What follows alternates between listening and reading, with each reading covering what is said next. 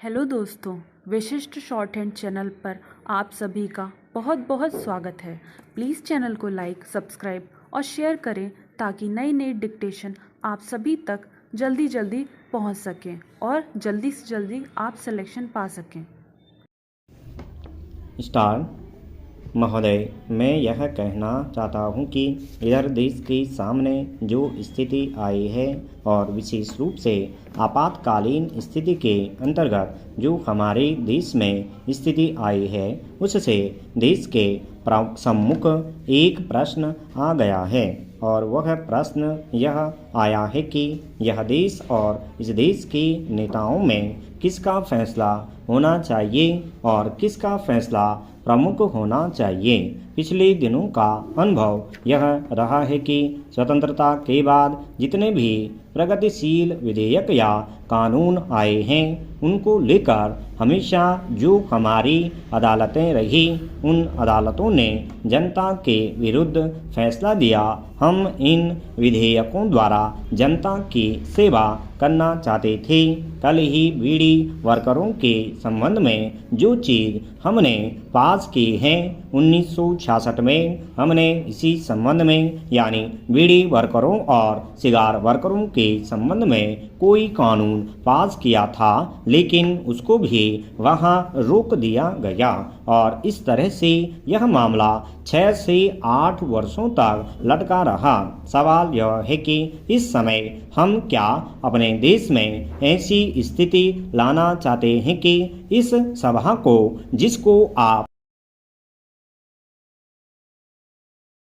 राज्यसभा और लोकसभा, उसको संविधान में संशोधन करने के संबंध में मौलिक अधिकार होने चाहिए, क्योंकि समय बदल गया है। समाज का इतिहास बढ़ता है। समाज की इतिहास में कभी आदिम प्रथा आई और उसके बाद पूंजीवाद का युग संसार में आया। अब संसार में दूसरा युग आ गया है। अब संसार में इधर उधर परिवर्तन आ रहे हैं और वह एक समाजवादी प्रणाली की ओर जा रहा है। यह प्रणाली यह है कि जिस प्रकार से समाज का उत्पादन क्रम होता है, सारे का सारा समाज जब मेहनत करता है, उत्पादन करता है, तो उसका स्वामित्व सारे समाज को मिलना चाहिए। आज जो बड़ी विडंबना है, वह विडंबना यह है कि उत्पादन प्रणाली में सारा समाज हिस्सा लेता है, लेकिन उसका लाभ थोड़े ही मुट्ठी भर लोगों के हाथों में होता है। यह जो राज्यसभा या लोकसभा के जो संसदीय प्रणाली है, उसका मूल तत्व यह है कि हम जनता के प्रतिनिधियों को अधिकार दें और अदालतों को अधिकार न रहे। अदालतों की जजों को यह अधिकार न रहे कि वह जब चाहे हमारे कानूनों को तब्दील कर दे। जनता के प्रतिनिधि जिस चीज़ को स्वीकार करते हैं, उसको वे नामंजूर कर देते हैं। इसके संबंध में हमारी जो मांग है, वह यह है कि संविधान में संशोधन करने के संबंध में अक्सर लोकसभा और राज्यसभा में जो बिल आया करते हैं, उनका मूल तत्व यह है कि जनता के प्रतिनिधियों को अधिकार दिया जाए और उनको प्रभुत्व दिया जाए। इसके संबंध में एक बात मैं यह कहना चाहता हूँ और उसके बाद में अपना भाषण समाप्त कर दूंगा। इस संबंध में स्वर्गीय पंडित जवाहरलाल नेहरू ने कहा था कि हम एक वह सपना हम देखते हैं। महोदय, संपत्ति के मौलिक अधिकारों के संबंध में कुछ लोग कहते हैं कि 150 रुपया पाने वाला गरीब आदमी जो पोस्ट ऑफिस में जमा करता है, वह भी उसका संपत्ति का अधिकार है और उसके इस अधिकार को आप क्यों छीनना चाहते हैं। मैं आपसे कहना चाहता हूं कि इस अधिकार का फ़ायदा किसने उठाया है?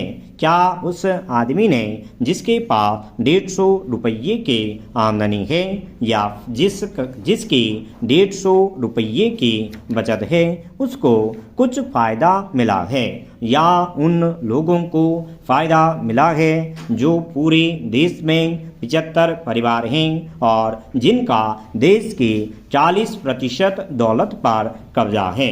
अगर उसका फ़ायदा उन लोगों को मिला है जिन्होंने देश की 40% पर कब्जा कर रखा है तो हमें निश्चित रूप से इस पर पुनर्विचार करना होगा और हमको संपत्ति के अधिकार को मूलभूत अधिकारों में से निकालना होगा और रोजगार को मूलभूत अधिकारों में शामिल करना होगा ताकि सरकार की जिम्मेदारी हो कि वह इस तरह की योजनाएं बनाएं जिसमें सबको रोजगार मिल सके और नहीं तो उन लोगों को बेरोजगारी का भत्ता देना पड़े।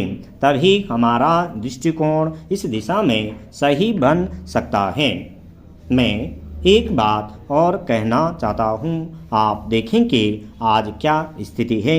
आज स्थिति यह है कि आज एक आदमी खेती भी करता है, वह आदमी वकालत भी करता है और वह आदमी बिजनेस भी करता है, वही आदमी संसद का सदस्य भी हो सकता है और उसके साथ और 10 धंधे कर सकता है। उसके लिए कोई पाबंदी नहीं है। और दूसरी तरफ 20 करोड़ आदमी ऐसे हैं कि जो गरीबी की न्यूनतम सीमा रेखा के नीचे रहते हैं, उनको कोई रोजगार उपलब्ध नहीं है। तो इन दो स्थितियों में हमें तुलना करनी पड़ेगी कि क्या संपत्ति के अधिकार को सुरक्षित रखते हुए हम इन निरीह लोगों को छोड़ दें कि जो देश के असली नागरिक हैं। अगर हम उनको नहीं छोड़ना चाहते तो हमको निश्चित रूप से एक बात करनी पड़ेगी और अपने देश में इस प्रकार के कानून बनाने पड़ेंगे। इस तरह की व्यवस्था करनी पड़ेगी कि जिसमें एक आदमी को एक ही रोजगार हो, उससे अधिक नहीं, और उसमें उनको पेट भरने लायक दाम मिलना चाहिए। आज तो हमें न्यूनतम आवश्यकताएं चाहिए, जो मूलभूत आवश्यकताएं हैं उनको पूरा करना है। आराम नहीं चाहिए उनको। तो आज कपड़ा मिल जाए, रोटी मिल जाए, मकान, स्वास्थ्य और शिक्षा की सुविधा मिल जाए। यदि हम उनकी न्यूनतम आवश्यकताओं की पूर्ति कर सकें तभी हम देश को सही रास्ते पर ले जा सकेंगे। आज की जो अर्थव्यवस्था है उसमें जिस आदमी के पास पैसा है, जिसके पास साधन है, उसको छूट है कि वह चाहे जितना पैसा कमाए, लेकिन जिसके पास पैसा नहीं है, जिसके पास श्रम शक्ति है, जिसके पास केवल उसके हाथ पैर हैं, वह भी अपने पैरों पर खड़ा हो सके, इसके लिए सरकार के पास कौन सी योजनाएं हैं और वह उन योजनाओं को कैसे लागू करना चाहती है।